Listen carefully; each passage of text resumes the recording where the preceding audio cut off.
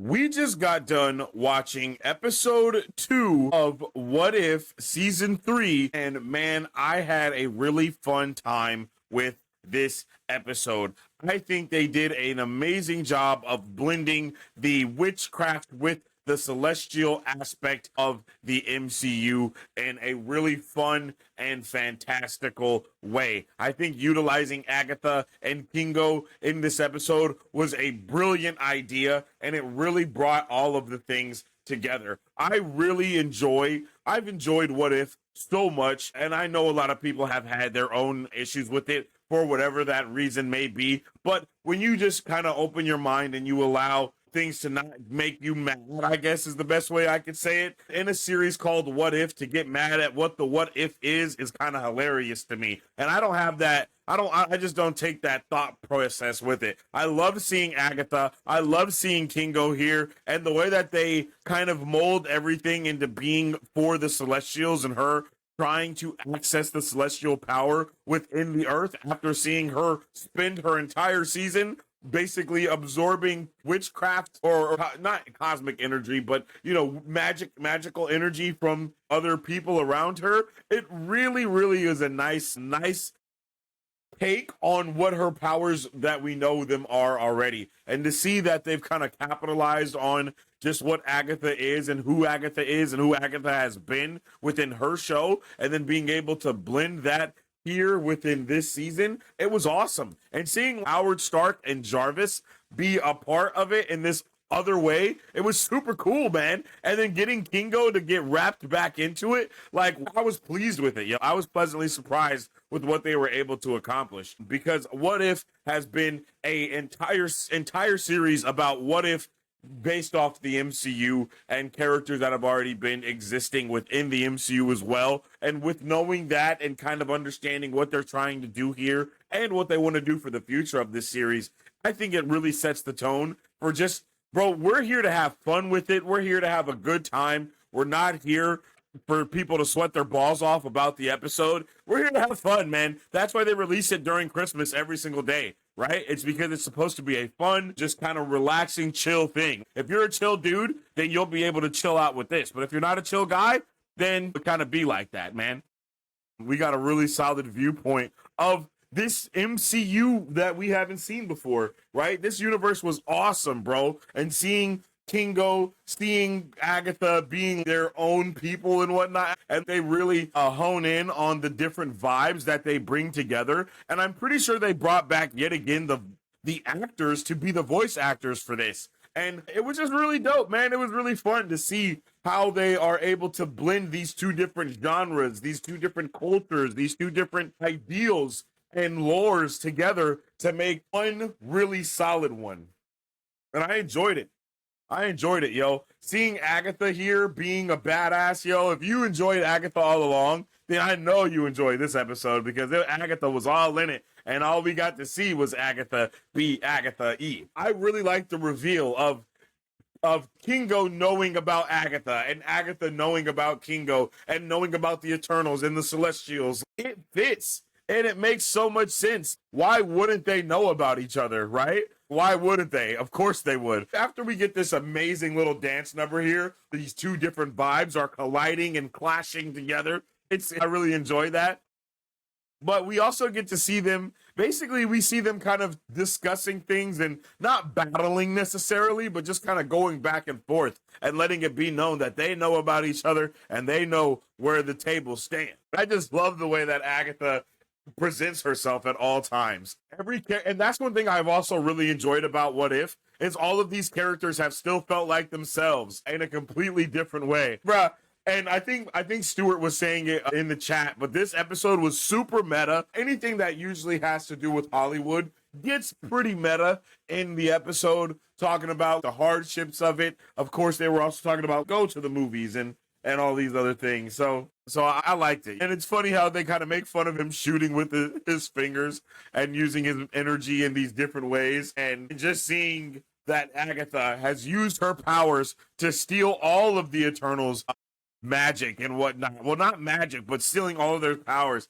I think it's a good mix-up, especially when we are constantly talking about the differences between cosmic and not cosmic, but sorcery and magic, and how sorcery inherently has more of a cosmic undertone to it. Like, look at how she's just working them things, bruh.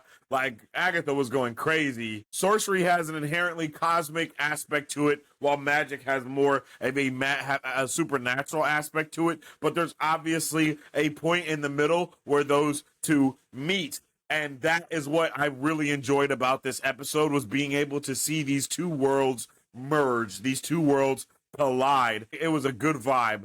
And then again, to see them just kind of discuss all the things that are going on, and talking about the magic and just how the world is working.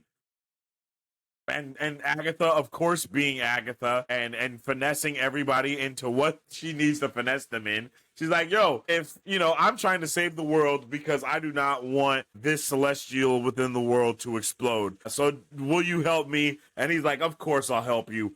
And it all goes wrong immediately. And Arishem pulls up, bro, what the hell do you think this is? Right? Like, what do you think this is, bro?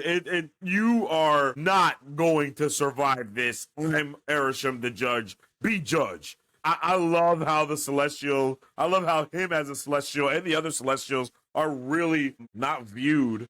I love how the celestials are portrayed in this episode, because it really lets how much of a cosmic balance they care about and how much it actually holds in the universe, and how certain things that have happened have not been out of the cosmic balance, and that is why they have not interfered.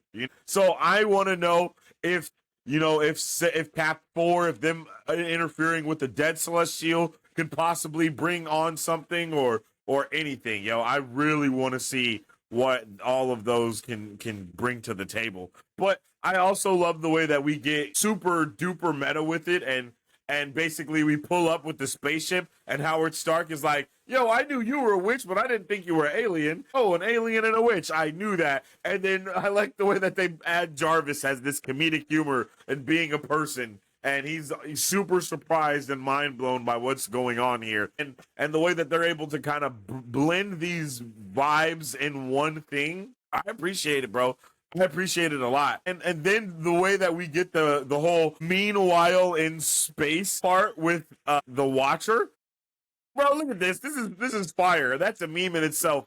I'm here for it, and I love the way that we get to see the Celestial Frost and Arishem the Judge warping through it and just kind of soaring through the sky. I really liked the way they portrayed it in Eternals, where he just kind of teleports out of a black hole. But the way that they portray it here is also very dope, and also super it's very callbacky to other things that we've already seen portrayed within the MCU. I mean, we all know that we can't trust Agatha. I think there's only a select few that think that Agatha is a person that can be trusted, when she is so clearly not. It was really funny to me how Arishem was flying through the sky and he was like grunting angrily. I don't know what the hell that was about, but I was rolling off of it. I love the way that we got to see Agatha kind of take center stage in this episode and become this super cosmic being yet again, right? We already saw her become a supernatural being, which is a ghost in Agatha all along. And now we get to see her become a cosmic being yet again, blending those two sides of cosmic and magic together. And man, was this beautiful, the way that they kind of portrayed it and made it look. I know people are constantly hating on What If. People are hating on the writing. People are hating on the animation. People just be hating, bro. I'm not a person that got hate in my heart. I'm going to be honest with you. So when you see badass moments like this, and look at how beautiful that looks, bro, I don't find a way to hate from that. I'm like, bro, let's go. And then she, boom, burrows through the ground to look for the power of the Celestial. And then we get this awesome little cut to this black and white as it cuts through the bottom and she looks for Tiamat. And the way that they even show this, look at that, bro. And then she attaches to the Celestial that is protected by cosmic ruins of some sort, mind you. Bro, come on. Like, bro, this is amazing. This is beautiful, bro. I think they did a really cool job with this episode and bringing it all together yet again, and then giving us this, like, a cosmic witch, bro. The cosmic witch goddess is just a dope idea. to blend in together. And then look at how awesome Agatha looks as this cosmic goddess as well. Like, as the internet says, she is mother, right? Like, she is mothering people right now. Look at the way she's just gliding up into the sky with the cosmic energy of the stars surrounding her as she feels the sky with beauty and magicness. Damn, look at that shit. Bro, they really did a good job with this, man. They did such a good job. And then the way that Erisham just pulls up on her, bruh, you have no idea what you have done. And he's like, bruh, and then he pulls a Thanos on her. I know who you are, Agatha Harkness. Shit, how do you know of me, right? Bro, come on, man. And then we get to see the Galactic Smackdown 2024 edition. And look at that. Look at the way the cosmic gods are fighting in the skies. That is awesome. I need to see more of this. Oh, man, it looks so good, bro. We are cooking right now. And they're just fighting. Look at everyone in the world watching them fight, watching them go blow for blow. And then I love the way that Agatha takes a page right out of Scarlet Witch's book and starts missing all of her cosmic spells as she shoots them. But of course, purposely as a way to create a ruin behind him. Come on, man. Look at that. He's like, what the hell are you doing? They did such a good job of giving him that godly, like, puny human. And then I love the way that we get to see the entire ruin come to be in the background. And then that ruin, like, bro. And then he's like, oh, shit. And then, boom, he drains him of his power as well. Yeah, bro. Agatha, it just really goes to show how some of these villains that we've seen could really be top-notch villains and destroy the freaking cosmos if it wasn't for the set of circumstances that occur within our universe, which I think is, of course, the entire point of What If, which I think is something a lot of people miss, but we're not going to talk about them. And then, of course, Agatha, having the biggest ego ever, she gives up all the power for basically all the fame, which is basically power in the first place.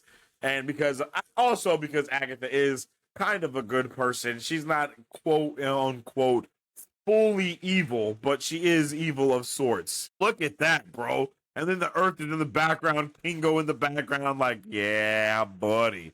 That shit is looking good, man. That is looking good. I really enjoy it.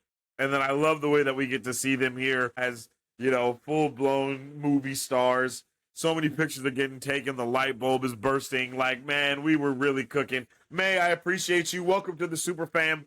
Thank you for the subscribe on YouTube. And I hope we get a poster of that coming out from Marvel as well. Hopefully they really do post those, man. And then we end with such a badass moment of seeing the Watcher standing here. And it's like Celestials assemble as they just start pulling up, bruh. Yes, yo. And then we even get the circle. We even get the circle ending with the end popping up at the end. Awesome, bro. Really good episode. Really appreciate it from start to finish. I hope you guys appreciated it too. Let me know how you felt about episode 2 of What If Season 3 in the comment section down below.